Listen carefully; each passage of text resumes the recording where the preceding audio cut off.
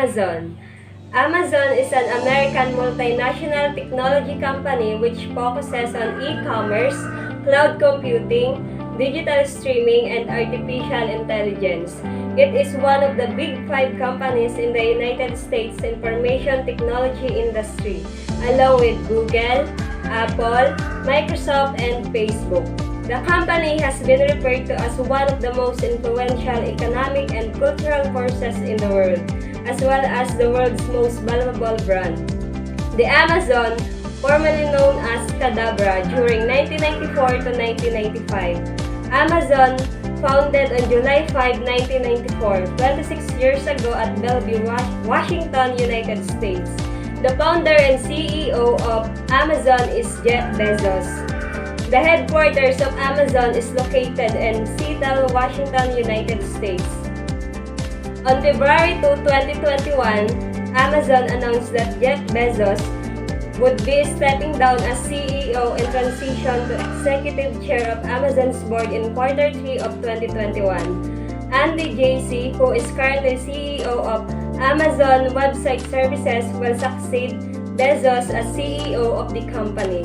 So yon, si Jeff Bezos, the founder and CEO ng Amazon, hanggang July 5 na lang siya ngayong 2021. Papalitan siya ni Jassy. So, Amazon has a number of products and services available, including Amazon Fresh, Amazon Prime, Amazon Web Services, Echo, Kindle, Fire Tablets, Fire TV, Video, Kindle Store, Alexa, App Store, Amazon Drive, Music, Music Unlimited, Amazon Digital Game Store, Amazon Studios, Amazon Wireless, and Amazon Academy. So why Amazon is named Amazon? Bezos selected the name by looking through a dictionary. He settled on Amazon because it was a place that was exotic and different, just as he had envisioned for his internet enterprise. The Amazon River, he noted, was the biggest river in the world, which is located in South America, and he planned to make his store the biggest bookstore in the world. Additionally, a name that began with A was prepared because it would probably at the top of an alphabet list. So let's proceed to subsidiaries ng Amazon.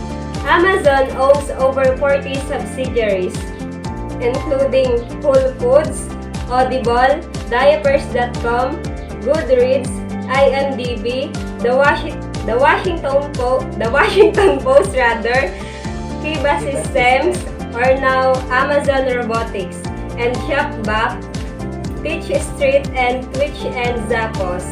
So first na subsidiaries is the Whole Foods. Ang Whole Foods is one of the biggest grocery chains. Amazon acquired Whole Foods for $13.7 billion, and it is one of the biggest acquisitions by Amazon. Whole Foods runs its business in its brand name and did not merge its operation with Amazon. Audible. Audible is the largest producer and seller of audiobooks in the United States.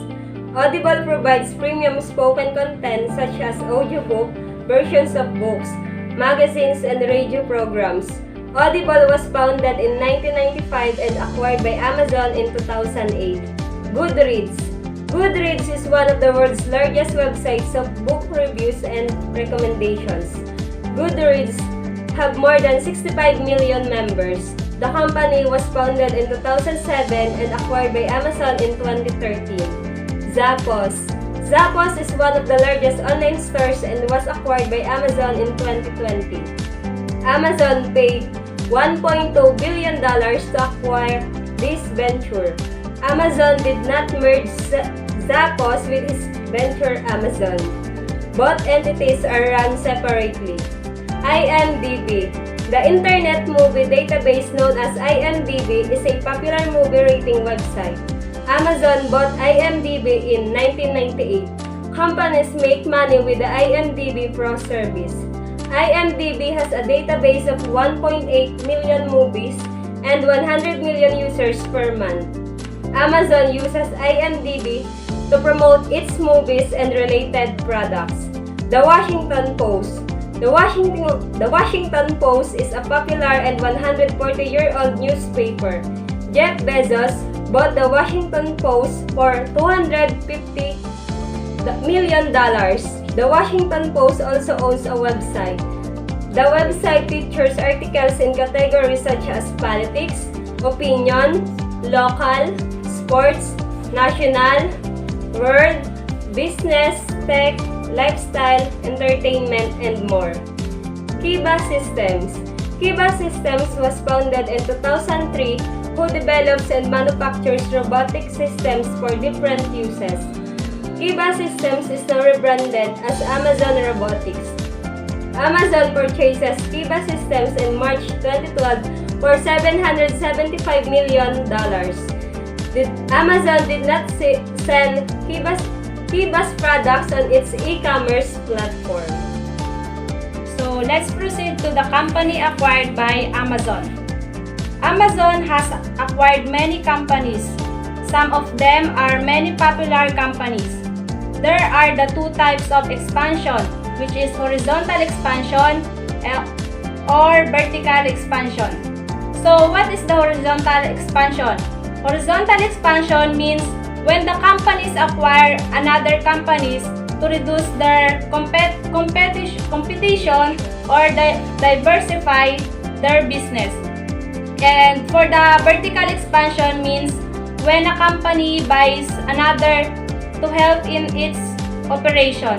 So Amazon has made both types of acquisition to make his venture successful venture of the globe.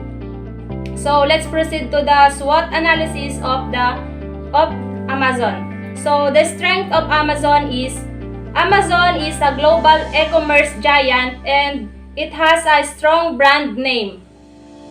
Amazon also has a strong brand valuation worth $125 billion. So Amazon prices are very affordable to the customers that make Amazon customers-oriented brands.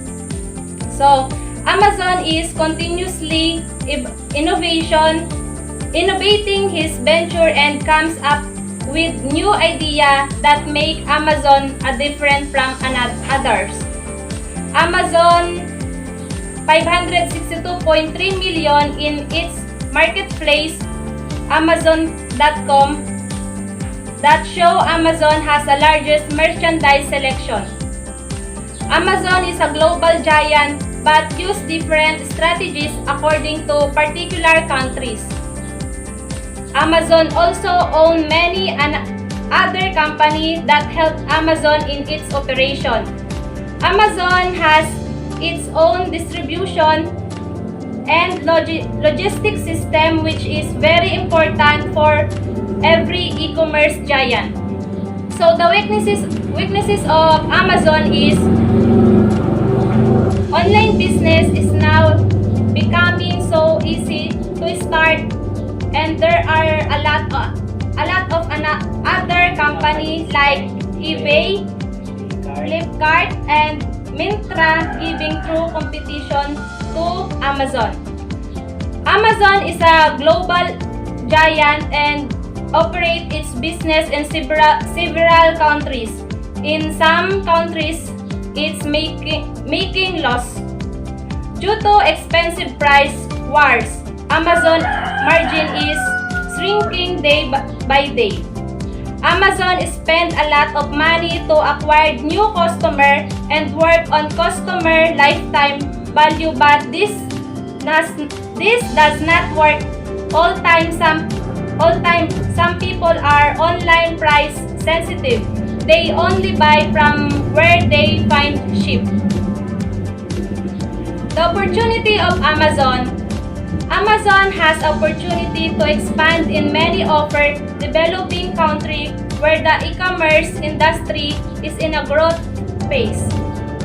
Amazon can acquire another e-commerce companies to reduce its competition. Amazon can also physical store in many countries. Amazon also has an opportunity for horizontal expansion, means Amazon can buy another small and big companies that help Amazon in its operation like logistics. The threat of Amazon or the threats of Amazon. The e-commerce industry has low entry barriers, which means anyone can open business like Amazon. Amazon has to face many government regulation in developing countries related to multiple brand e-commerce compliance. Another threat Amazon has a face in competition in countries like India. Some local player, Flipkart, eBay, and Myntra, etc. are giving true competition. So, balikan natin yung horizontal expansion or yung vertical expansion. Dun sa horizontal expansion, ang ibig sabihin nun, ina-acquire niya yung isang companies or yung isang business to lose, to eliminate. Kasi, dun sa oras na na-acquire niya, meron siyang power na as in baguhin yung pangalan and then baguhin yung mga products. Kasi dito sa horizontal expansion, ang pinaka main purpose niya is to eliminate, to reduce their competitors. But dun sa vertical expansion, ang maganda dito, bibilhin niya to. Pag nabili niya, tutulungan niya maging isang profitable, tutulungan niya sa operations. Kung sa kumbaga ay, pag nabili niya to, ang Amazon ay naandito lang sa tabi para to guide, to help, tumalalay. Amazon Finances. Amazon is primarily a retail site with a sales revenue model. Amazon takes a small percentage of the sale price of each item that is sold through its website, while also allowing companies to advertise their products by paying to be listed as featured products. As of 2018, Amazon is ranked 8 on the Fortune 500 rankings of the largest United States corporations by total revenue.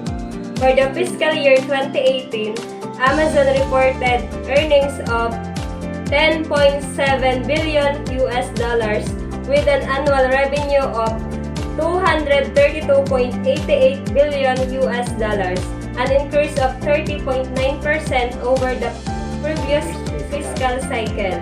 Since 2007, sales increased from $14.835 billion to $232.887 billion, thanks to continued business expansion. Amazon's market capitalization went over $1 trillion again in early February 2020 after the announcement of the fourth quarter of 2019 results. So the Amazon response to COVID-19 pandemic. So the first is the hazard pay and overtime. Amazon introduced new policies to reward frontline workers for continuing to come into work during the crisis. One of these policies, announced on March 16, 2020, was a temporary $2 per hour rise in pay. This policy expired in June 2020. Amazon also announced a policy of unlimited unpaid time off that lasted until April 30, 2020. Wow. Next is additional hiring as a result of pandemic. In response to the COVID-19 pandemic, Amazon introduced temporary restrictions on the sale of non-essential goods. In March 2020, it hired some 100,000 more staff in the US to help deal with essential items such as food and medical equipment. It also reported that it was so busy that it was unable to bring on board new customers and therefore had to have a waiting list. In April, the firm announced that it was going to hire up to 75,000 workers to help deal with increased demand. In September 2020, the company announced it would hire an additional 100,000 workers in the United States and Canada. Who are Amazon's main competitors? Amazon competes head-to-head for market share with some of the largest corporations in the world. While Amazon started out as an online retailer of books, it has grown over the decades to become the largest e-commerce company by revenue in the United States.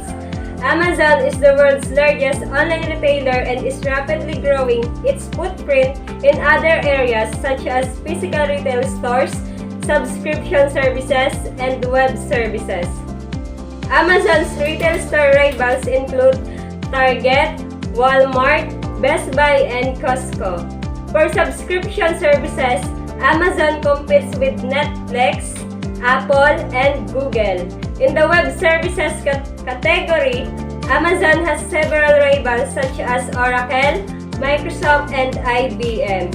How is Amazon better than its competitors? Amazon offers its consumers greater ease of use over other retail e-commerce websites. Its superior search and query, recommendations based on past purchases, one-click ordering at checkout, multiple consumer reviews and ratings, and most recently, dash buttons for automatic reordering are key differentiators. Why Amazon is the best place to work? LinkedIn recognizes Amazon as the most desirable workplace in the United States for 2021 based on the company's ability to attract, develop, and retain talent. LinkedIn ranked Amazon at number 1 on its top companies 2021 list, which is designed to help professionals identify the best places to grow their careers. Working backwards, Amazon used Lean Six Sigma to improve customer satisfaction. So, the technology behind the creation of the internet allowed Amazon to grow from online bookseller to the go-to shopping spot for thousands of items. But the technology was available to a lot of companies in the 1990s. So Amazon emerged as the company that made the right moves to leverage that technology into business success. Working backwards helped achieve that goal. Amazon used the term to describe the process of setting an objective based on the desired customer experience and then working backwards through the process to make that happen. They use the same approach when developing a new product, even going as far as writing the press release about the product's release before they even start developing it.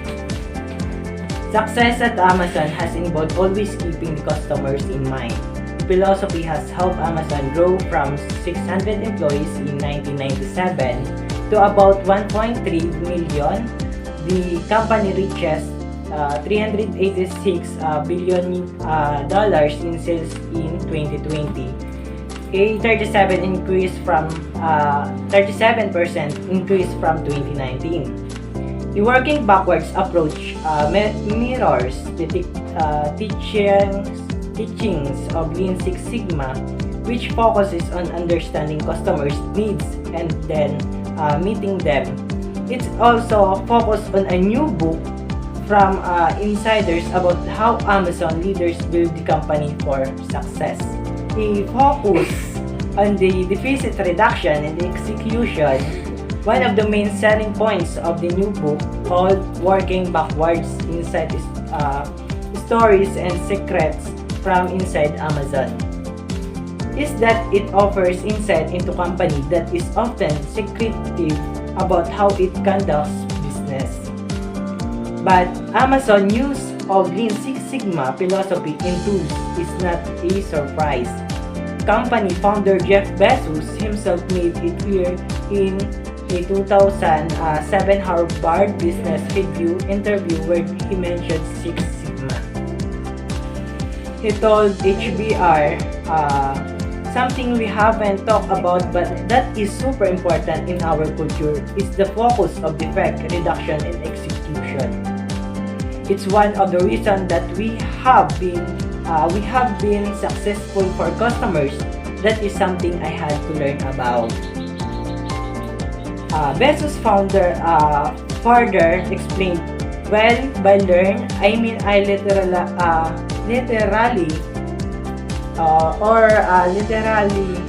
learn a bunch of techniques like Six Sigma and Lean manufacturing and other incredibly useful approaches. I'm very detail-oriented by nature, so I have the right instincts to be an acceptable operator. But I didn't have the tools to create repeatable processes and to know where those processes made sense. The creation of those types of tools and determining where best to apply them is the focus of both Lean and Six Sigma. Impact of Six Sigma on Amazon. Amazon is devoted to excellent customer service and experience.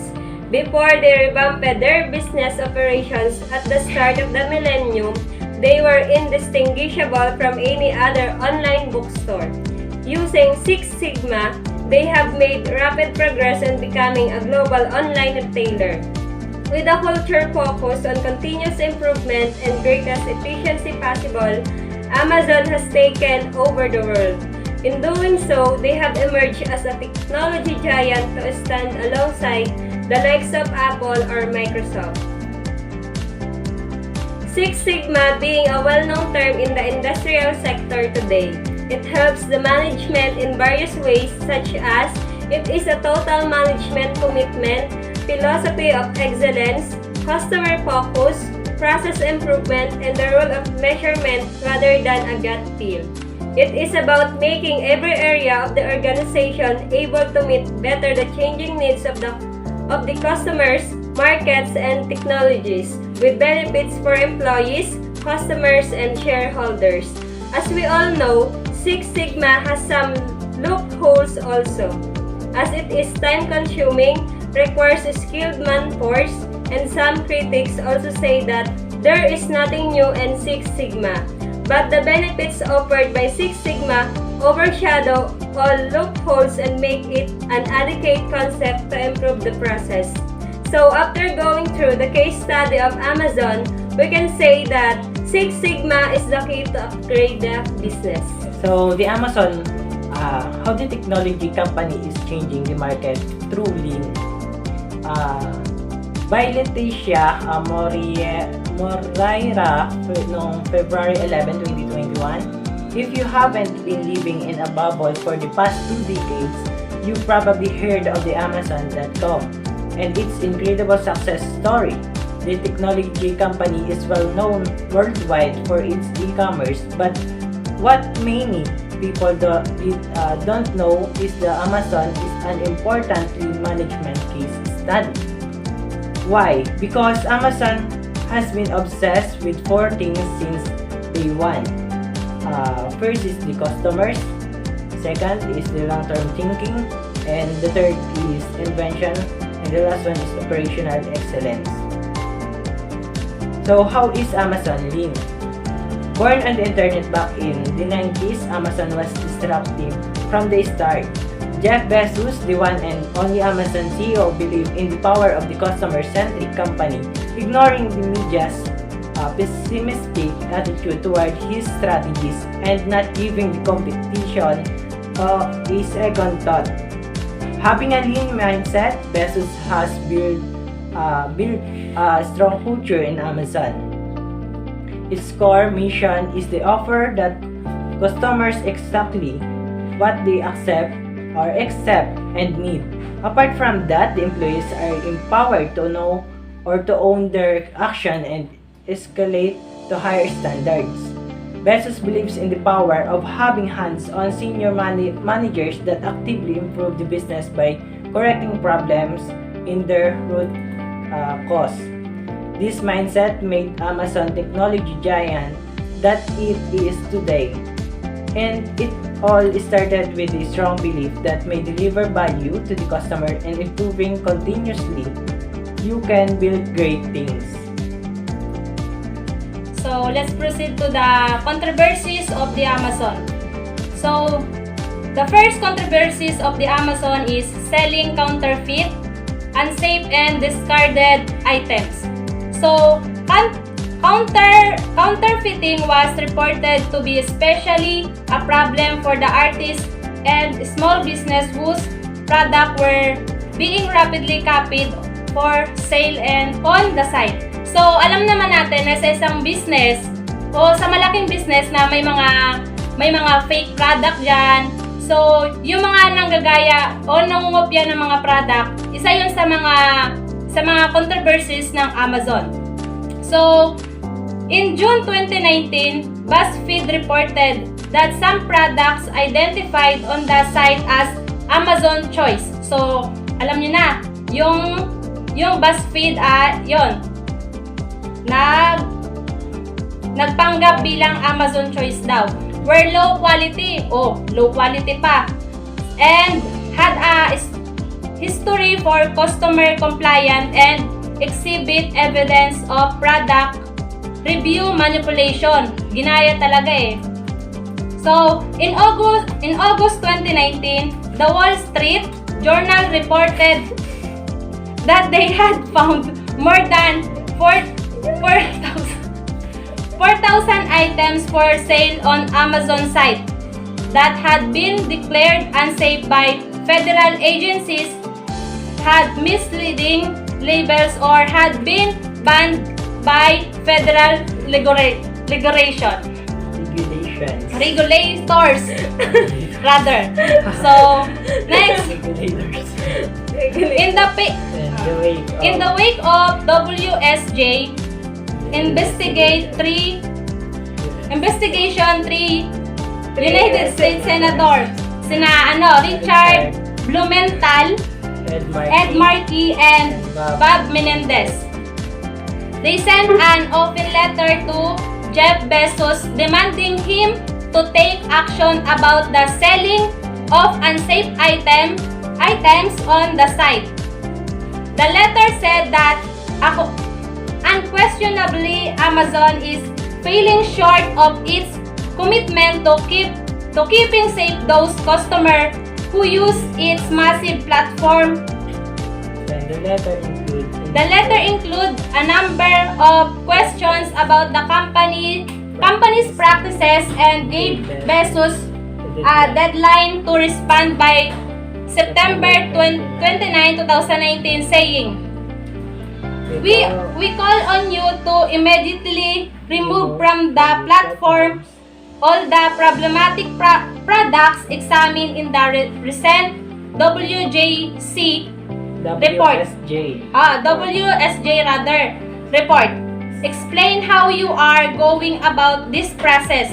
Conduct a web sweeping internal investigation or your enforcement and customer safety policies, and introduce changes that will continue to keep unsafe products off your platform. So, earlier in the same month, Senator Blumenthal and Menendez had sent Bezos a letter about the BuzzFeed report. So yon, nagkagagulo-gulo na kasi may nanggagaya, may nangungopya ng mga product. So yun ang isang problema ng Amazon. So in December 2019, the Wall Street Journal reported that some people were literally retrieving trash out dumpsters and selling it as new product on Amazon. The reporters ran an experiment and determined that it was easy for seller to set up an account and sell clean up junk as a new product. In addition to trash, sellers were obtaining inventory from clearance bin, thrift store and pawn shop. In August 2020, an appeal court in California ruled that Amazon can be held liable for unsafe products sold on its website. A California woman had bought a replacement laptop battery that caught fire and caused her to receive third-degree bans. So, tax avoidance. Amazon tax affair were investigate. Okay, continue. The Next controversies ng Amazon. Yes, yung next controversies ng Amazon. Pero before we tackle tax avoidance, dun kasi sa nangyari sa selling counterfeit, unsafe and discarded items. Dito, lumabas kasi yung ilan sa mga unsafe products lumabas.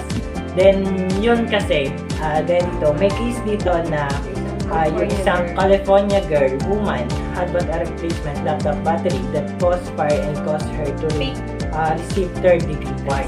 So, yung battery, yung battery ng laptop ay nanggaling daw sa Amazon na in-order niya.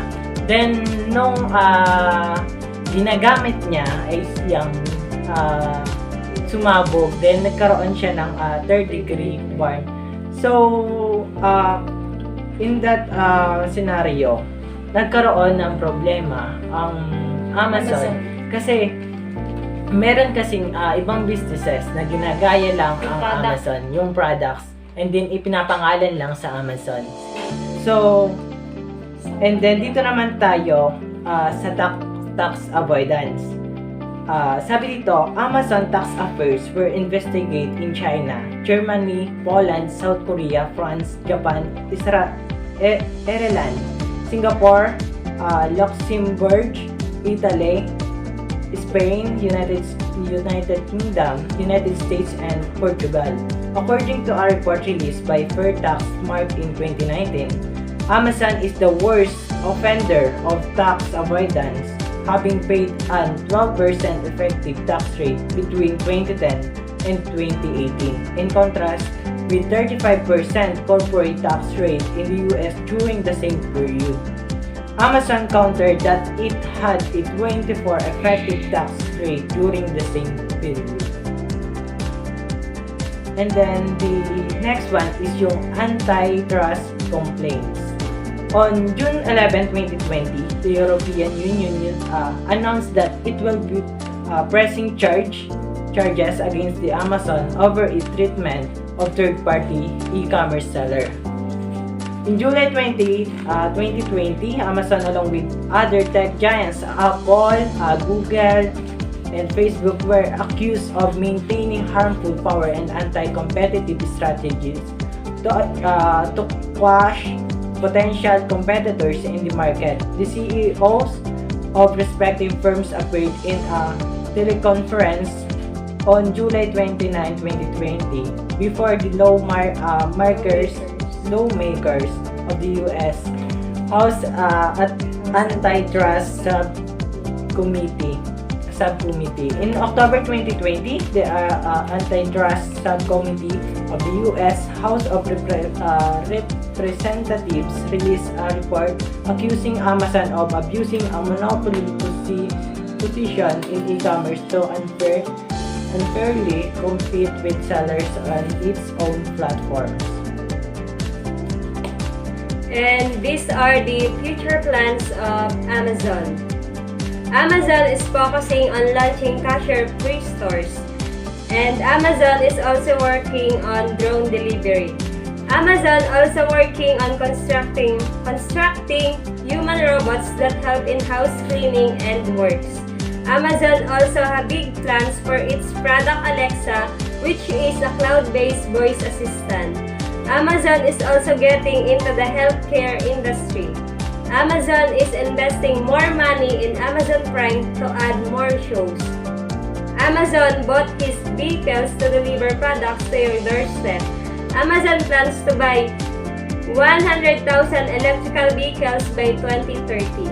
In many developing countries, Amazon provides jobs. In India, Amazon announced it will create 1 million jobs in India by 2025. So, proceed naman tayo sa comment natin about Amazon. Let's start. So, yun. Isa lang sa gusto kong i-comment dun about sa mga products na ino-offer ng Amazon.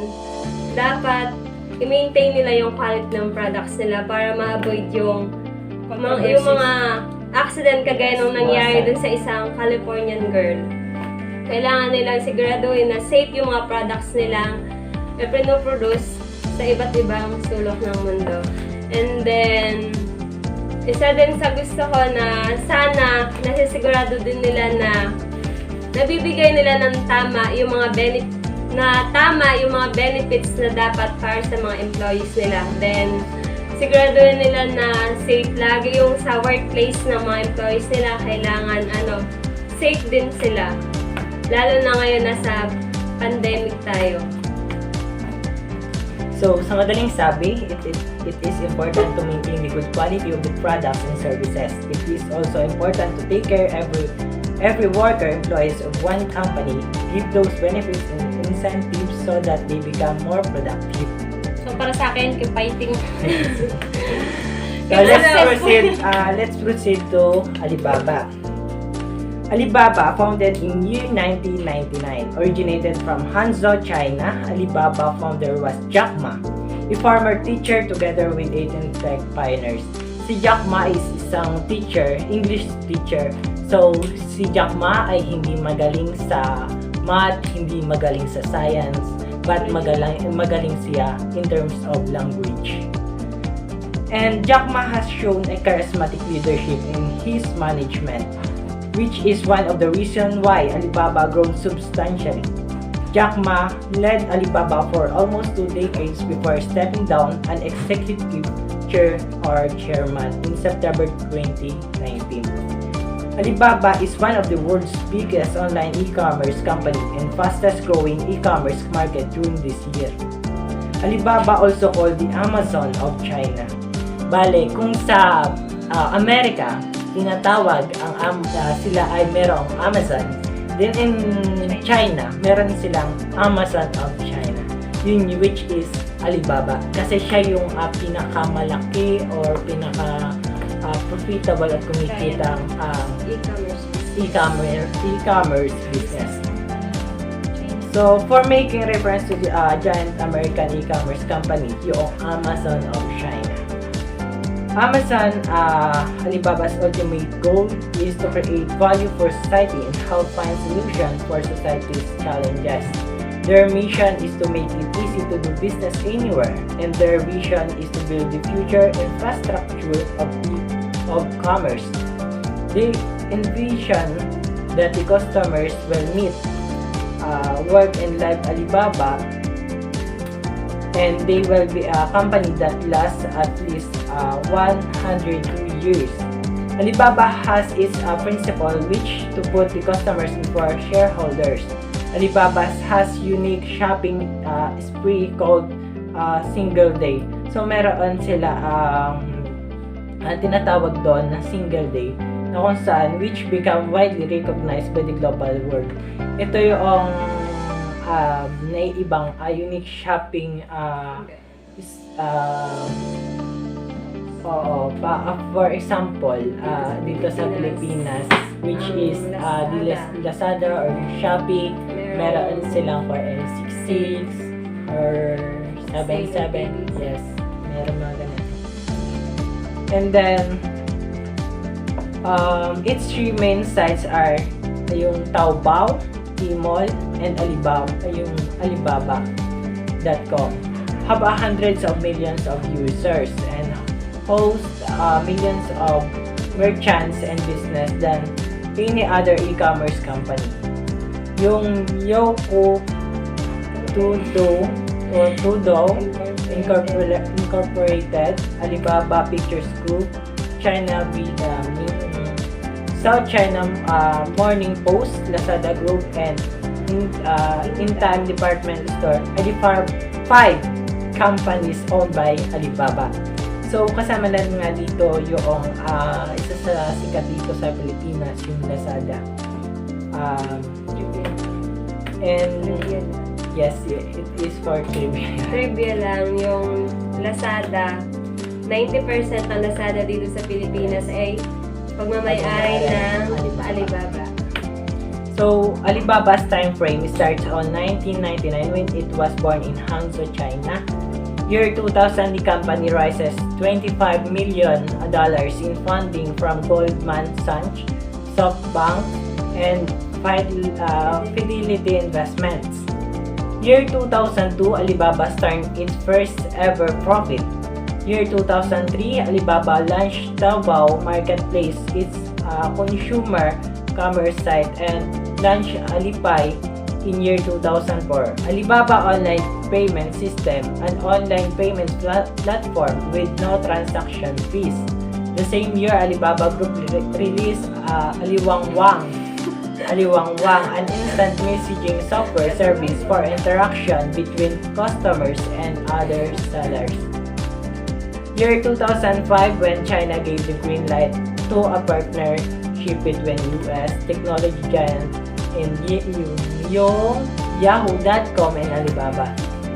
In year 2007, Alibaba is listed on the Hong Kong Stock Exchange.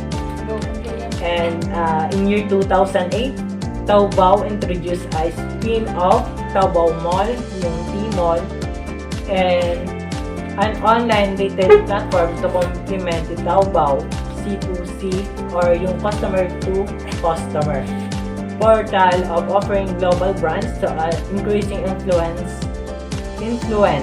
Chinese consumer base. In year 2009, on its 10th anniversary, Alibaba introduces its new cloud computing platform, the Alibaba's Cloud. It became the largest high-end cloud computing company in China.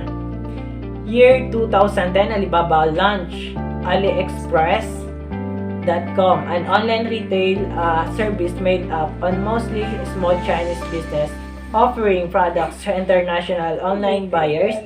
During this year, Taobao launched Zhuohuasuan, the group shopping website of offering flash sales, which are the products that are available and at a discount for only a fixed time period. Ray-Ban and Gap opened online store on Alibaba's Taobao Mall, opening a new path to profit for US business doing business in China. In year 2012, Alibaba delisted again in Hong Kong Stock Exchange. In year 2013, Alibaba's chairman Jack Ma announced that the Alibaba's group would no longer use Tencent's messaging application WeChat and promote its own messaging application and service, yung Laiwang. This is also the year when Jack Ma stepped down as a CEO of Alibaba and picked Jonathan Lu as his successor. In year 2014, Alibaba became the largest online commerce platform for small businesses. It is also the year where the company goes public with $25 billion IPO or yung initial public offering, and a new trading price of $68 per share. Alibaba was the biggest US IPO in history, biggest than Google, biggest than Facebook, and biggest than Twitter combined. In 2015, Alibaba Group launched Ali Music as its music division, and Ali Sports its Shanghai-based sport division. Alibaba invested USD 200 million in photo messaging app Snapchat. In year 2016, Alibaba faced scandal and controversy as the company is tied directly to the sale of illegal fraudulent products. US government fuels differ by labeling Taobao as a counterfeit e-commerce platform. It is also the year when they launched AliTrip, later named VG, an online travel platform that is designed as an online mall for brands such as airline companies and agencies. So, noong 2016 ay kinaharap nila yung controversy na kung saan nagkaroon sila ng issues sa mga fake products, and then yung mga kahinalang ang mga produkto, and yun nga dahil doon para nagkaroon sila ng kaunting problems. But in year 2017, Alibaba launched Align, a China-based open platform intelligence personal assistance. And noong year 2018, Alibaba rebounds from scandal as Taobao increased on 580 million active monthly users, and Tmall hits 500 monthly users at the same year. Jack Ma announces that he will step down as a chairman as Alibaba in 2019. And then year 2019, Jack Ma pledged to leave Alibaba, and Daniel Zhang succeed to take over his position. Alibaba was smashing new e-commerce record. Bali, yung sa history kasi ng pagbaba ni Jack Ma, bale, nung una ay may papalit sa kanya, which is yung si Jonathan. Si Jonathan. So, si Jonathan, kung sa kan ay parang hindi naman kasi nagustuhan ni Jack Ma yung pamamalakad ni Jonathan. Then, in that way, nung bumaba siya sa position niya, bali ang talagang pumalit sa kanya, bali parang naging successor niya talaga ay itong si Daniel Zhang, kasi ito na yung bali yung kanya na pinagkakatiwalaan, kasi itong dahil itong si Jack Ma ay walang family, parang wala siyang tagapagmana, and then yung mga parang mga susunod lang sa kanya na higher position na pwedeng pumalit sa kanya.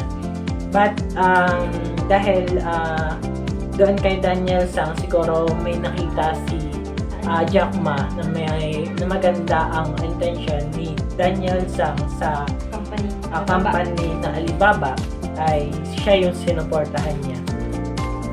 It's been and then its mobile user base had grown to 1.1 billion, while revenues had grown by 42%. Alibaba achieved 674 million active monthly users and represents 60% of the entire Chinese e-commerce market as 2018 year-end. So, ang products ng Alibaba ay yung e-commerce, cloud computing, entertainment, mobile commerce, retail, mobile media, films, TV shows, and then yung mga services niya ay Alibaba.com, Alibaba Cloud, Alay Express, Alay OS, Alay Pay, Alay Genie, Ali Genie, Taobao, Tmall, and Lazada. And then the Six Sigma leadership profile, Jack Ma was the one of the China Central Television top 10 business leaders in 2004. Only 5 years later, Time magazine ranked him as one of the 100 most influential people in the world.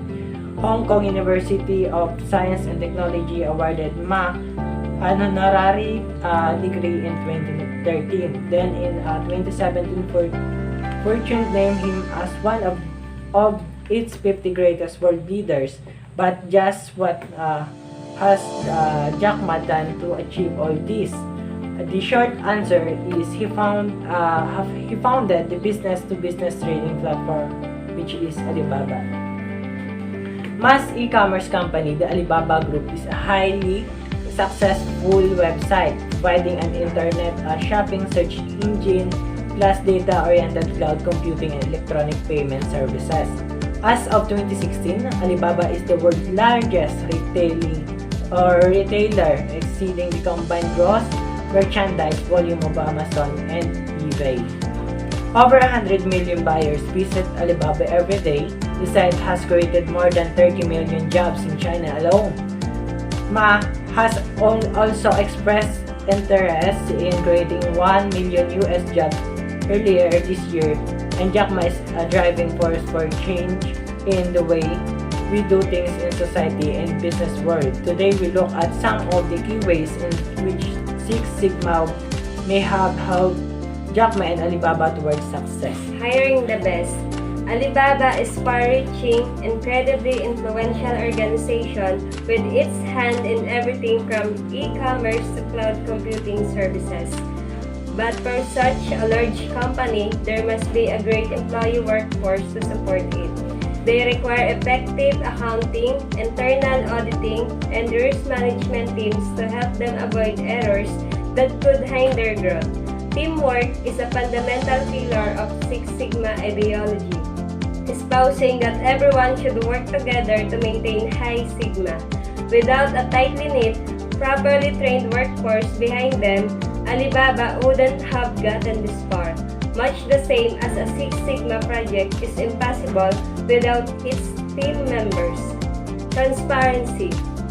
Transparency is essential to any large corporation, especially when investors' demands are concerned. It seems likely that Ma may have incorporated some aspects of Lean Six Sigma thinking into Alibaba's company culture. Leaders should maintain absolute transparency to ensure that value streams are open to inspection and change. Kaizen, or continuous improvement, is also important here.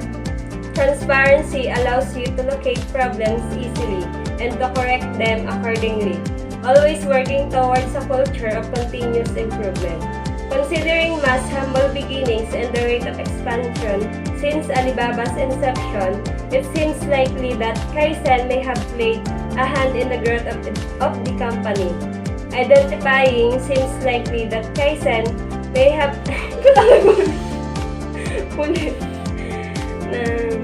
Identifying seems likely that Kaizen may have played a hand in the growth of the company. Identifying variation and waste are essential in global corporations due to the sheer scale of their operations. This is certainly why Alibaba has managed to branch out to the degree that it has. Strategically focused goals. Alibaba shares its ambitiousness with its creator, while Ma himself continues to devise methods for expansion. But Ma doesn't go about this without a well-wrought plan from which to work. After all, you don't go from Harvard reject to CEO of one of the most influential companies in the world just by winging it.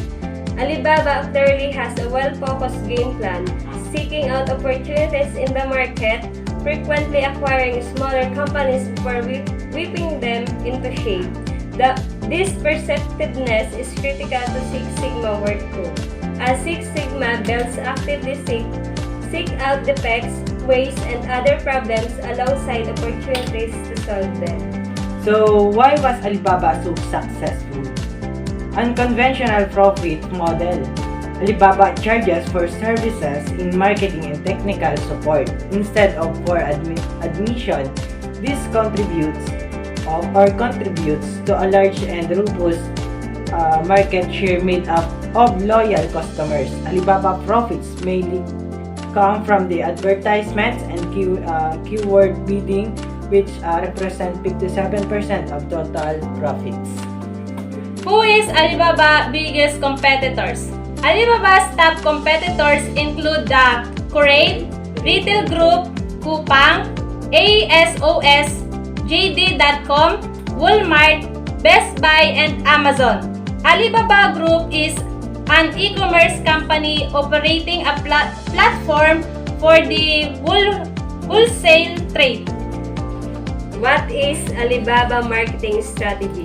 Alibaba uses a mix of demographic, psychographic, and behavioral segmentation strategies to fulfill its mission and transforming its business to emerge as a technologically advanced company, which will help customers, merchants, and businesses to leverage the vast potential of the internet.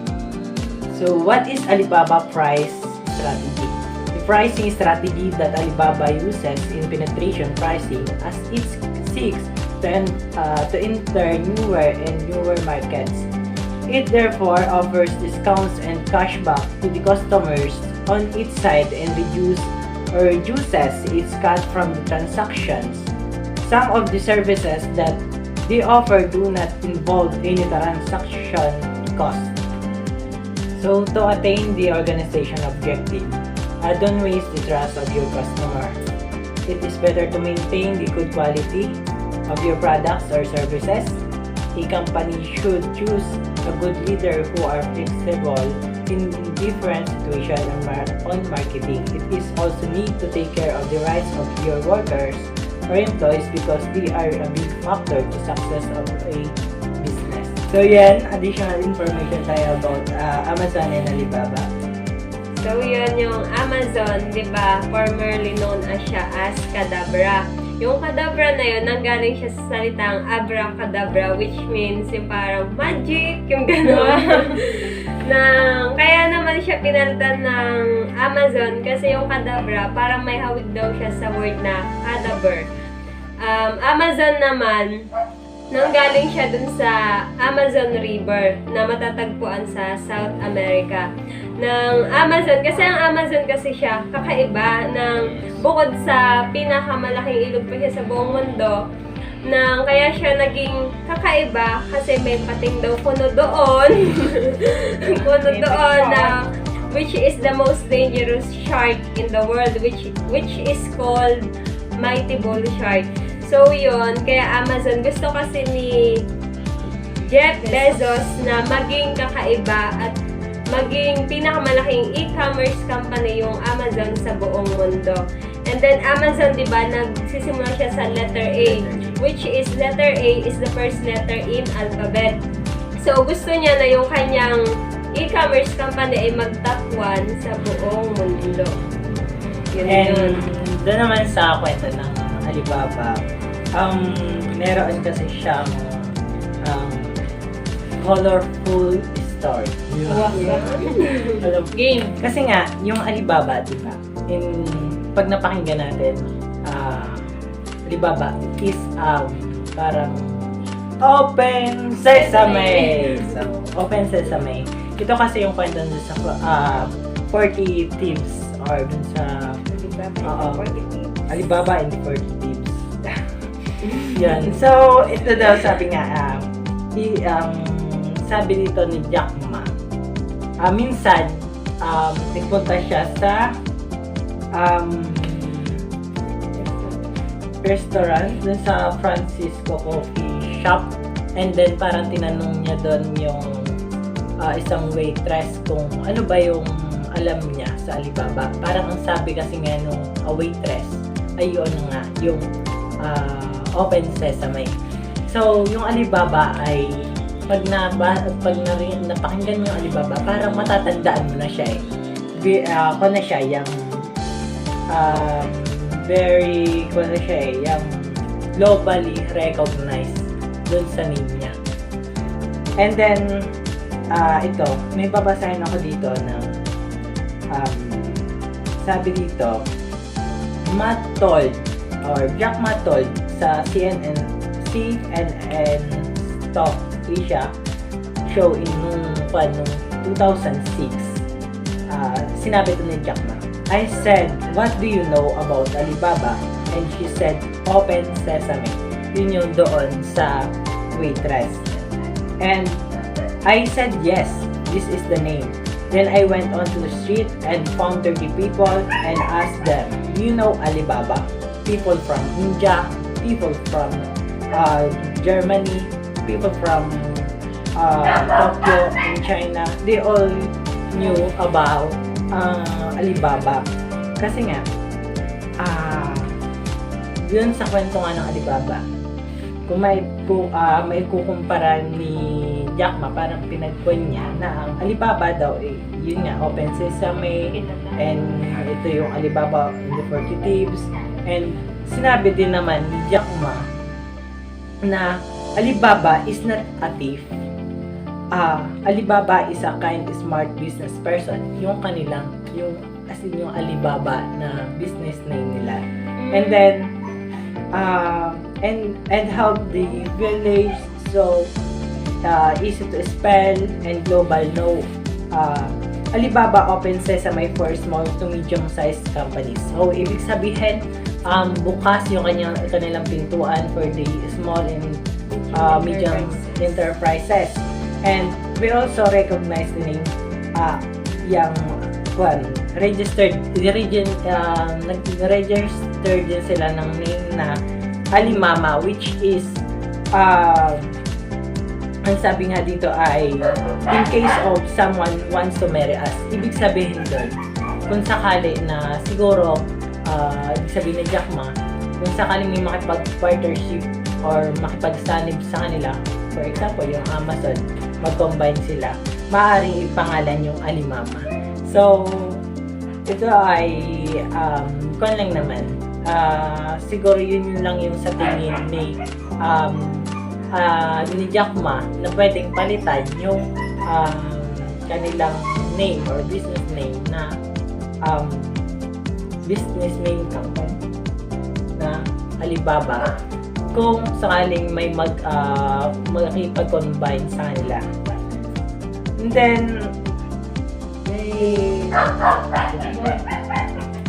additional information pa ulit muna sa Amazon bago tayo mag-proceed sa mga strategies ng Alibaba at Amazon. So, Amazon, kilala din siya bilang customer-centric company.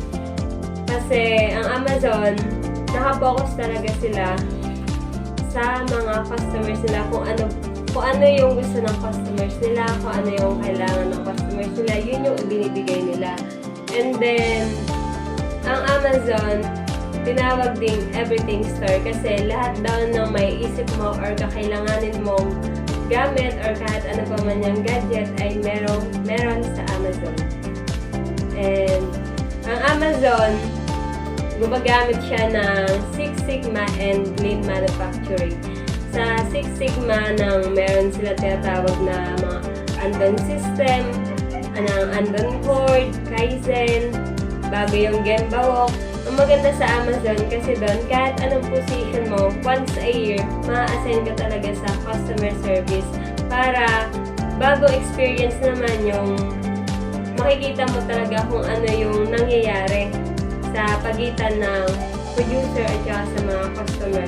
Kasi pag na-assign ka dun sa isang customer service, malalaman mo kung ano ba yung mga iba't ibang complaints ng mga customer ninyo para makaisip ka ng panibago o yung magandang solution dun sa problema na yun.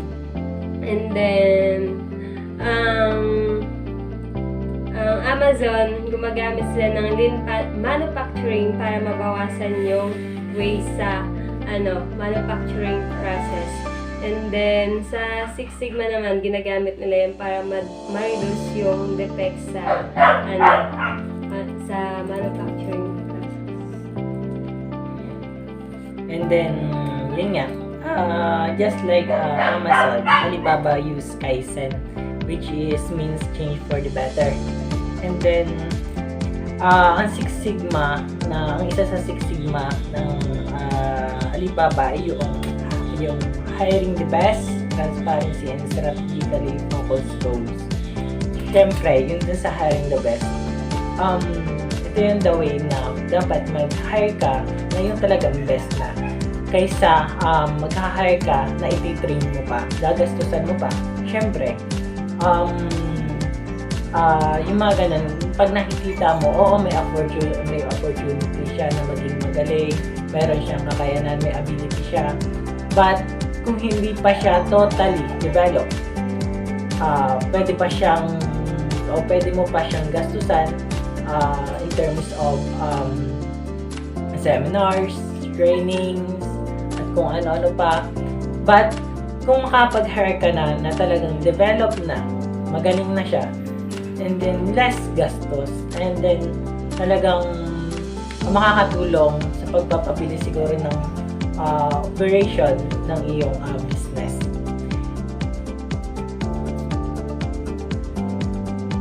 So, doon naman tayo sa benefits of lean manufacturing. So, ang benefits manufacturing process can be many, but they are typically include the following, which is safer work environment, better employee moral flexibility, better customer service,